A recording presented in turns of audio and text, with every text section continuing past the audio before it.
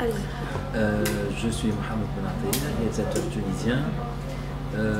J'ai donc réalisé 5 courts et de long, les derniers en date c'est Weldy et Hedi van Liberta. Pour moi c'était très important de situer l'action de l'histoire de Mohamed Hedi après la Révolution. Parce qu'en fait, bien sûr il s'agit d'une histoire d'amour, une fiction, tout est tracé, c'est linéaire, mais l'idée de départ c'était de raconter ce qui nous est arrivé et ce qui s'est passé après la Révolution à travers la rencontre et à travers ce portrait de jeune et de faire justement notre parallèle entre son émancipation, sa découverte de soi, le fait qu'il s'extrait à un moment donné d'une certaine communauté. Et tout ça me paraissait important, en tout cas par rapport au sujet qu'on a choisi, c'est de justement raconter cette période charnière de l'après-révolution, de ce qu'on a vécu. Ce qui était pour moi en tout cas le plus marquant, et on continue, puisqu'on continue encore à tâtonner et à se découvrir, c'est que au lendemain de la Révolution, c'est comme une sorte de marmite, donc ça bouillonnait, et puis le couvercle a sauté, et à partir de là, on était dans une complète découverte de nous-mêmes et des autres. Et c'est un peu le sujet du film. Et c'était par moments un peu violent, puisqu'on ne pouvait pas imaginer, puisqu'avant la Révolution, on était dans une espèce de littéragie, tout était assez soporifique, tout était anesthésié, donc on n'arrivait même plus à connaître qui on est, et qui est notre voisin, qui est notre cousin, tout était caché, et à travers donc, ce qui s'est passé au lendemain de la Révolution, tout a explosé. Et c'est vraiment un truc qui continue encore à être important. Parfois c'est un peu douloureux puisqu'on ne pouvait pas soupçonner de telles différences et de telles énergies très contradictoires avec ce qu'on pouvait imaginer. Et pour revenir justement à l'histoire de cette histoire d'amour, c'est quelqu'un de renfermé, quelqu'un qu'on a tracé une vie faite de mariage, de travail, de quelque chose de très cadré, et qui à travers la rencontre de Ri, qui est un peu le parallèle de la Révolution, il explore et se découvre à lui-même déjà, et puis aux autres. Donc, vous pensez que si il n'y avait pas la Révolution, est-ce que l'histoire aurait existé ou pas? Bien sûr, les histoires d'amour existent toujours, avant et après, mais pour moi ça n'aurait pas vraiment beaucoup de sens. Puisque ce qui était important à travers ce film, c'est de raconter cette période, mais de ne pas le raconter d'une façon directe, de ne pas faire une espèce de documentaire sur les gens, sur la rue, sur la politique après la Révolution, mais c'est de faire découvrir à travers l'intime ce que peut être la grande histoire à ce moment-là, à travers la petite histoire, raconter la grande. Donc c'est ça qui est tout important, tout comme le film qui a suivi, où on raconte à travers une histoire très cadrée, très centrée autour d'une famille, quelque chose de beaucoup plus large et beaucoup plus général. Donc certainement, il y aurait eu un autre film qui serait le même, un peu la même histoire avant la Révolution, mais dans ce cas, on serait juste sur un premier niveau fictionnel où on raconte juste une histoire d'amour qui est en soi déjà important et quelque chose de cinématographique, mais qui pour moi n'a plus le même sens. D'accord. Vas-y. Donc il n'y a pas en particulier un personnage qui m'a inspiré le personnage de Hedi. C'est la somme de plusieurs caractères autour de moi ou même autobiographiques qui ont créé un personnage complètement fictif. Je ne saurais pas dire parce que après, au niveau de l'écriture, la part de l'intention et la part des choses écrites, réfléchies, dont on sait exactement d'où provient l'inspiration, c'est très difficile de pouvoir cerner. Mais ce qui est sûr, c'est que je ne me suis pas inspiré de quelqu'un. Pour reprendre ce qu'on disait, le dernier truc que j'imagine, c'est la cote de représentativité de ce personnage par rapport aux jeunes d'aujourd'hui, par rapport à sa frustration de ne pas faire de sa vocation un métier. Je crois que c'est le cas de pas mal de jeunes, pas seulement des maghrébins, mais c'est le cas de plein de jeunes dans le monde. Par rapport à ses frustrations vis-à-vis de sa mère qui est censée représenter l'autorité et notre attachement aux traditions et les problèmes qu'on peut avoir sur le plan générationnel, ça aussi c'est assez, je crois, représentatif, malgré le bon qu'on a fait par rapport à nos sociétés modernes, où quand même on s'en est émancipé de certaines rigueurs, de certaines contraintes et traditions, mais on continue malgré tout à rester rattaché d'une certaine façon à la famille et aux conventions qu'on nous demande d'appliquer. Après le trait de caractère, comme je disais tout à l'heure, il n'y a pas un profil type que j'ai essayé de... C'est fictionnel, il est réservé, il est introverti, on voit qu'il cogite et le fait qu'il a ce don nous laisse penser qu'il a une sensibilité assez particulière et assez différente des autres, mais tout ça ne peut pas lui donner les armes pour pouvoir dépasser tout ça et arriver à affirmer ses choix et affirmer sa volonté. D'accord.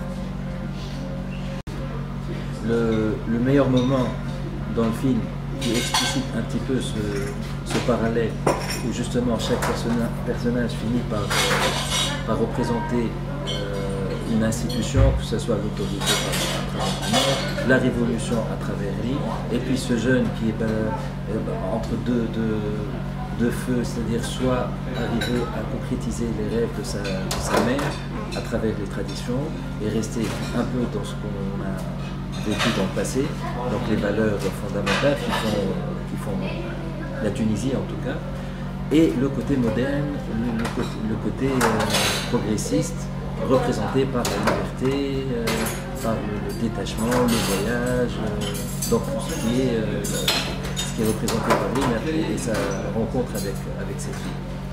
Et la scène qui le véhicule donc, c'est le moment où il éclate devant sa mère, où il lui reproche le fait d'avoir parlé tardivement, le fait de ne pas être aussi brillant que son frère, et ça c'est très schématique de la situation avant la Révolution où justement on ne pouvait pas parler, on ne pouvait pas exprimer nos points de vue facilement, tout était très cadré, très centré, et donc là, cette séquence peut encore plus expliciter ce propos où on voit à travers la mer l'autorité et le régime presque policier qui était régi avant la Révolution.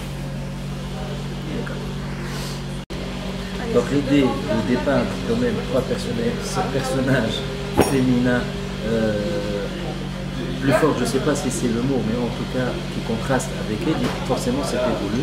Et c'est une idée parmi tant d'autres, c'est très difficile de généraliser, de dire que voilà, la femme tunisienne est plus forte que plus volontaire.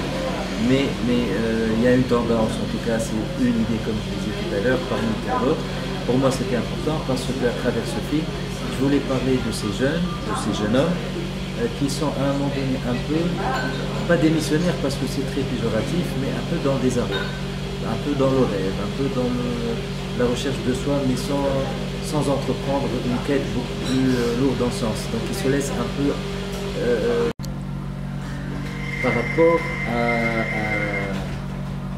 par rapport à la relation. La relation entre ces personnages et Heidi, en fait, elle est régie à travers l'action, l'histoire même. Donc, ce qui peut être intéressant à voir, c'est le contraste entre Khadija et Rim. Et elles ne sont pas justement aussi opposées que ça. C'est-à-dire qu'à un moment donné, Rim, elle aussi, elle est un peu contradictoire, elle n'arrive pas à assumer malgré sa liberté, malgré sa détermination, elle flanchit à un moment donné, elle a peur, elle a un moment de doute vers la fin du film. Et Khadija aussi, c'est-à-dire qu'on dépeint au début du film quelqu'un qui sait pertinemment ce que c'est le bonheur et ce que c'est sa vie, et qu'elle ne peut se réaliser qu'à travers ça, à travers le mariage. Et puis après, malgré l'incompréhension, et elle a vraiment à un moment donné comme l'impression d'entendre pour la première fois quelqu'un lui parler d'autre chose que de mariage, de comment se réaliser indépendamment de la famille, indépendamment de ce type avec qui elle est. Là, il y a quand même un petit moment où on voit chez elle quelque chose qui est contradictoire, qui commence à germer dans sa tête.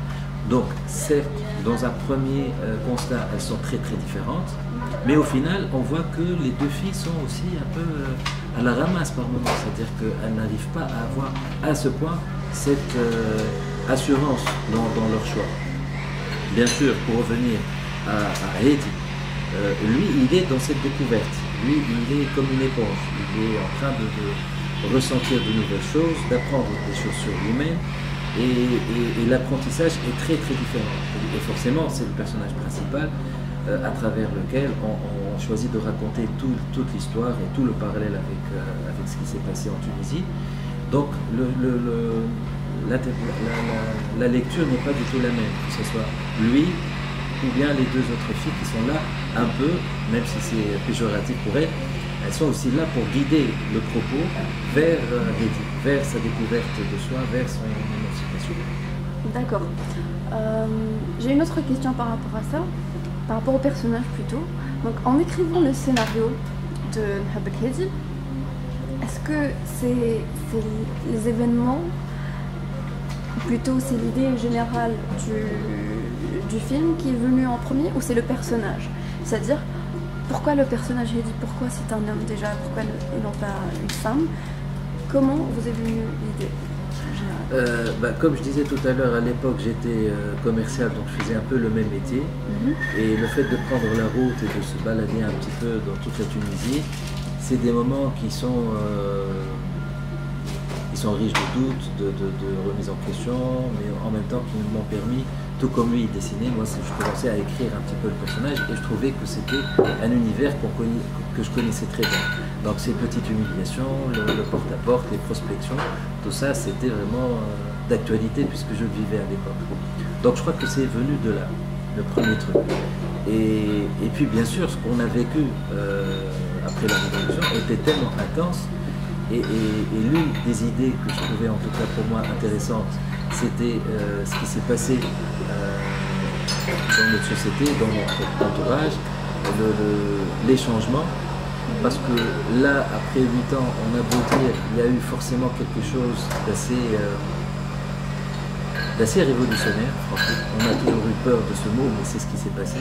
Je trouve vraiment que depuis le 14 janvier jusqu'ici, les mœurs ont changé, il y a une impatience, il y a une lassitude en même temps.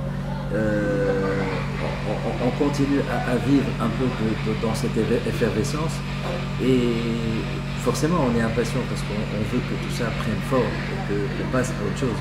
Mais cette impatience n'est pas tout à fait... elle est légitime, mais quand on pense qu'on n'a même pas passé 10 ans dans la vie d'une personne, forcément c'est long.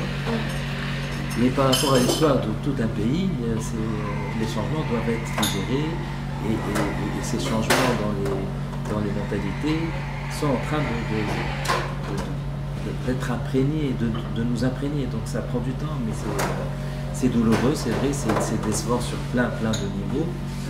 Mais je crois que c'est un peu fataliste. Il fallait que ça se passe de cette façon, parce qu'on était tellement au fond du gouffre, où vraiment on finissait plus par savoir ce qu'on voulait, à quoi on aspirait, que ce bouleversement, cette effervescence doit durer autant de temps, malheureusement.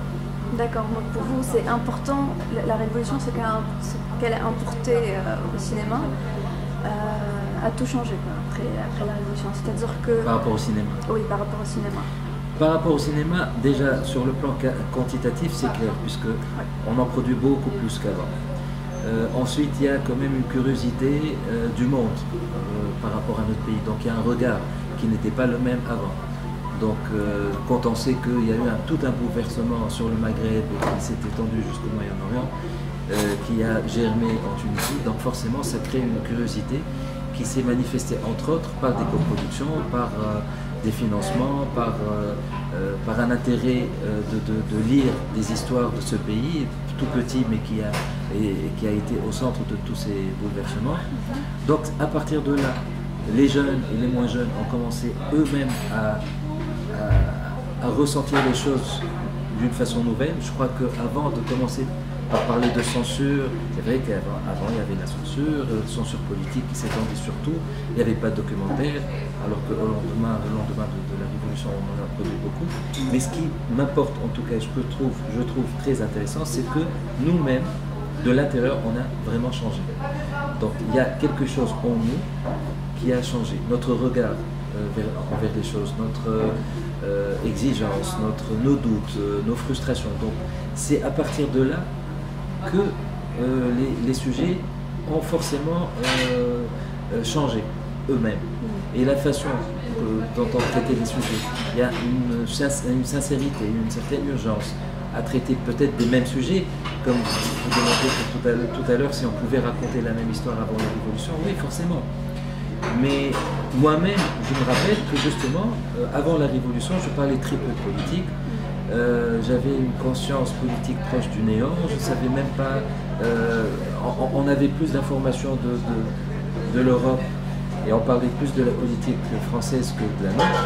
Donc tout ça, du jour au lendemain, a créé quelque chose en nous, une sensibilité, un intérêt et un regard sur notre propre société qui forcément a trouvé des ramifications dans nos histoires, dans notre façon de traiter ces sujets. D'accord. Vous avez répondu à une autre question que j'allais vous la poser. C'est parfait. Maintenant, c'est plutôt le processus. J'aimerais bien savoir un petit peu la génétique du film. Comment ça s'est passé? Sur le plan production, financement ou l'écriture? C'est plutôt la production. Commençons par production, oui. Écriture et choix des acteurs. Choix des acteurs. Donc, le scénario, comme je sortais de 5 courts-métrages et je continuais à l'époque de travailler encore dans cette concession automobile, j'avais d'un côté un problème de légitimité. Je ne me sentais pas à l'époque capable et surtout légitime de faire du cinéma, mis à part les cours que j'ai réalisés. Et donc du coup j'ai pris assez de temps pour écrire cette histoire et c'était motivé rien que par le plaisir que j'avais à écrire. J'avais pas un but ou une date ou quelque chose, une date butoir où vraiment il fallait livrer un scénario pour pouvoir le tourner.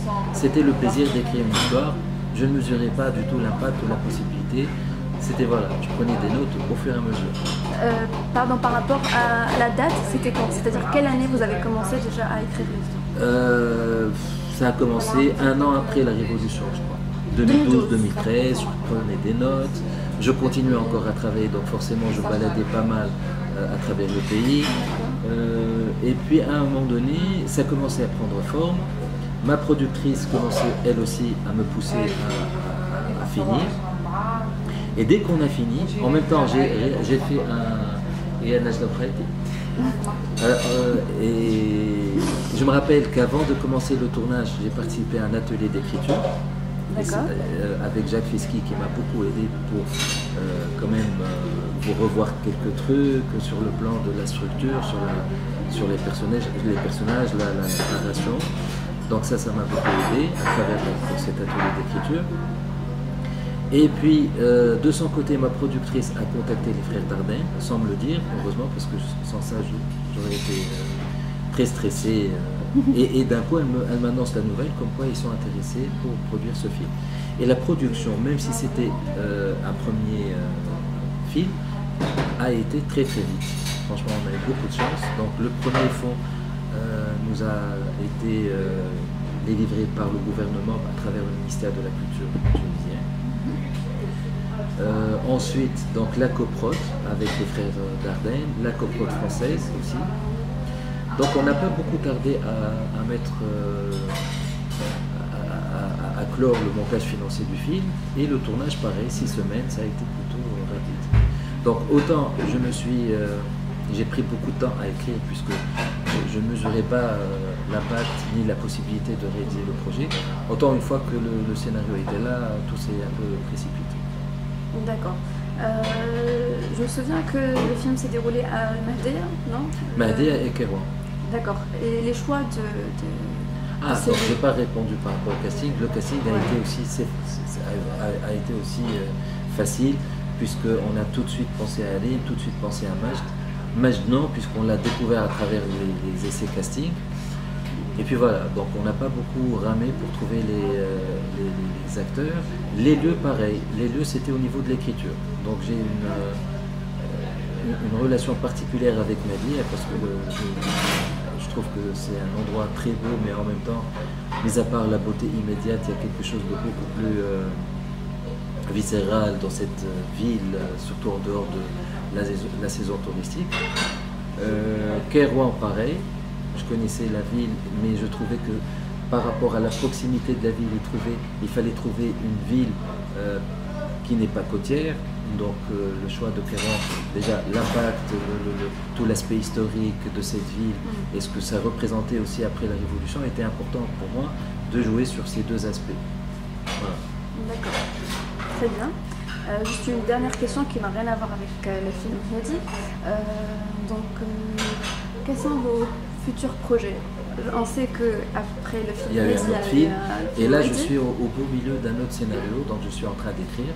Donc j'ai mis l'écriture entre parenthèses pour promouvoir Waldi parce que ça m'a pris assez de temps finalement. Mais voilà, on est au début de l'année 2019, il est grand temps que je reprenne l'écriture. Je suis au beau milieu de ce scénario, donc il faut que je me dépêche pour le finir.